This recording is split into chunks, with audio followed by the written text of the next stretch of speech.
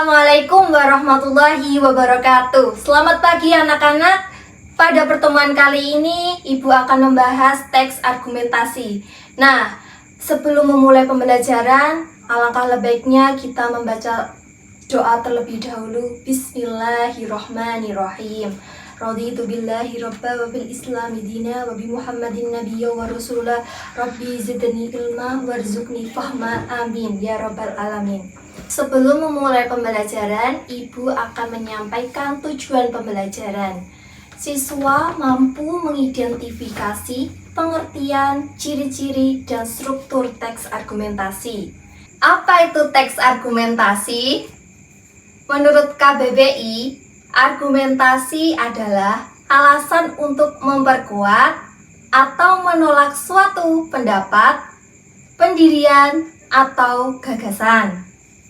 Jadi, argumentasi adalah pendapat seseorang yang disampaikan untuk memperkuat atau justru menolak adanya pendapat atau gagasan orang lain.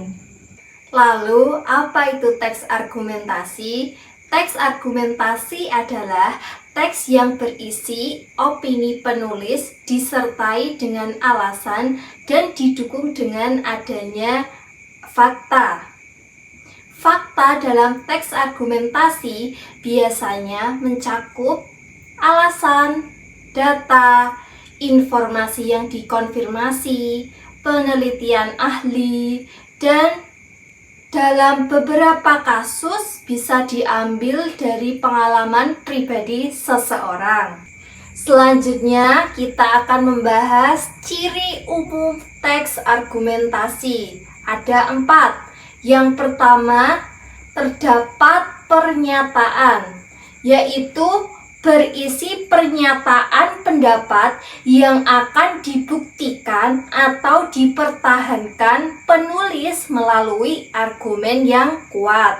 Yang kedua, terdapat data. Data berupa fakta dan alasan yang mendukung. Yang ketiga, menyertakan alasan dan bukti. Alasan logis dan bukti-bukti bisa berupa fakta, data, penelitian, atau kutipan dari ahli. Dan yang keempat, menggunakan bahasa yang logis dan objektif. Argumentasi biasanya disusun secara logis dengan menghindari emosi berlebihan. Nah, jadi karena argumentasi menyampaikan pendapat mendukung maupun menolak, sehingga akan menimbulkan perbedaan pendapat. Maka sebaik mungkin kita menyampaikan pendapat menggunakan bahasa yang logis, sopan, dan tidak melibatkan emosi berlebihan. Nah, jadi itulah ciri-ciri teks argumentasi.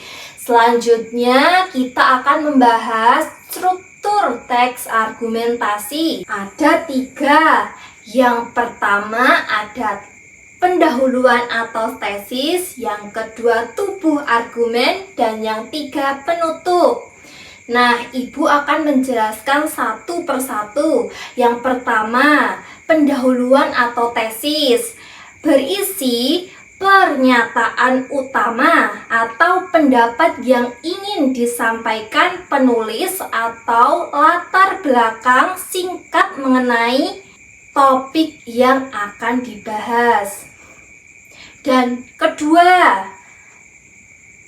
tubuh argumen berisi alasan yang mendukung pernyataan atau pendapat yang disampaikan di awal.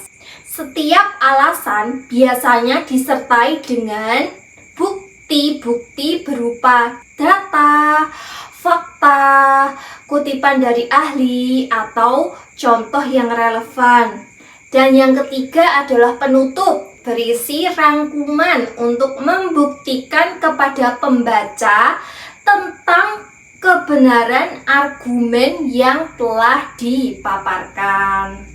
Dan yang terakhir, Ibu akan membahas contoh dari teks argumentasi. Nanti saya tampilkan saja di layar ya. Baik, Ibu akan menjelaskan contoh teks argumentasi berdasarkan strukturnya dengan judul 10 kota di Republik Indonesia yang warganya kecanduan gorengan. Bikin Republik Indonesia rugi 60 triliun. Ibu akan membacakan yang pertama pendahuluan atau tesisnya. Konsumsi gorengan telah menjadi bagian dari budaya kuliner masyarakat Indonesia. Rasanya yang gurih, harganya yang terjangkau, dan ketersediaannya di berbagai tempat membuat gorengan menjadi cemilan favorit banyak orang. Namun, kebiasaan ini menimbulkan dampak negatif, terutama bagi kesehatan dan perekonomian negara. Data terbaru menunjukkan bahwa terdapat 10 kota di Indonesia dengan tingkat konsumsi gorengan tertinggi, yang secara kolektif menyebabkan kerugian ekonomi hingga 60 triliun. Hal ini menjadi bukti bahwa kecanduan gorengan bukan sekadar masalah gaya hidup, tetapi juga ancaman serius bagi kesejahteraan masyarakat dan stabilitas ekonomi negara. Nah, dapat digarisbawahi bahwa pada bagian pendahuluan atau tesis ini, bahwa masyarakat mengonsumsi gorengan yang tinggi di Indonesia menyebabkan dampak buruk bagi kesehatan dan ekonomi negara. Yang kedua ada tubuh argumen. Tingginya konsumsi gorengan berkontribusi terhadap meningkatnya kasus penyakit tidak menular seperti obesitas, diabetes, dan penyakit jantung. Makanan yang digoreng dalam minyak berkali-kali mengandung lemak trans yang berbahaya bagi tubuh, yang dapat meningkatkan kadar kolesterol jahat dan resiko penyumbatan pembuluh darah. Kota-kota seperti Batang, Indramayu, Pekalongan, dan Brebes tercatat memiliki presentase konsumsi gorengan tertinggi yang menunjukkan bahwa masyarakat di wilayah tersebut lebih rentan terhadap penyakit akibat pola makan tidak sehat. Selain dampak kesehatan, kecanduan gorengan juga memberikan beban ekonomi yang besar. Biaya perawatan medis akibat penyakit yang disebabkan oleh konsumsi makanan berlemak tinggi terus meningkat. Sementara produktivitas tenaga kerja menurun akibat tingginya angka penyakit dan kematian dini. Akibatnya, negara mengalami kerugian yang tidak sedikit karena harus menanggung biaya kesehatan yang semakin besar dan kehilangan potensi ekonomi dari tenaga kerja yang tidak produktif. Nah, jadi dapat digarisbawahi bahwa pada bagian tubuh argumen, gorengan meningkatkan resiko penyakit tidak menular dan menambah beban ekonomi akibat biaya kesehatan serta penurunan produktivitas tenaga kerja masyarakat itu sendiri. Dan yang ketiga adalah penutup. Untuk mengatasi masalah ini, diperlukan upaya terpadu dari berbagai pihak. Pemerintah dapat berperan dengan mengedukasi masyarakat mengenai bahaya konsumsi gorengan secara berlebihan dan mendorong industri makanan untuk menyediakan alternatif yang lebih sehat. Selain itu, regulasi yang membatasi penggunaan minyak berkali-kali dalam proses penggorengan juga perlu diterapkan guna mengurangi dampak negatif bagi kesehatan. Dengan langkah-langkah tersebut diharapkan konsumsi gorengan dapat dikendalikan sehingga kesehatan masyarakat meningkat dan kerugian ekonomi yang timbul akibat kecanduan gorengan dapat ditekan. Nah, dapat digarisbawahi pada penutup ini terdapat edukasi, regulasi, dan penyediaan alternatif sehat diperlukan untuk mengurangi dampak negatif konsumsi gorengan.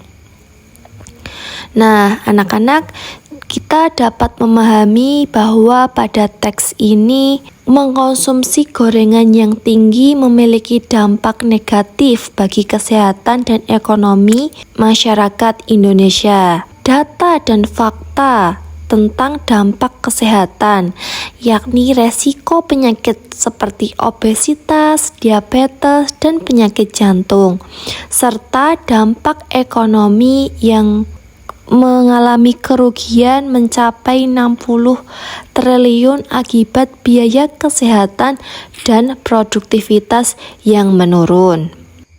Mungkin cukup sekian pada pembelajaran kali ini. Semoga dapat bermanfaat bagi kita semua. Mari kita tutup dengan hamdalah. Alhamdulillahirabbil alamin. Wassalamualaikum warahmatullahi wabarakatuh.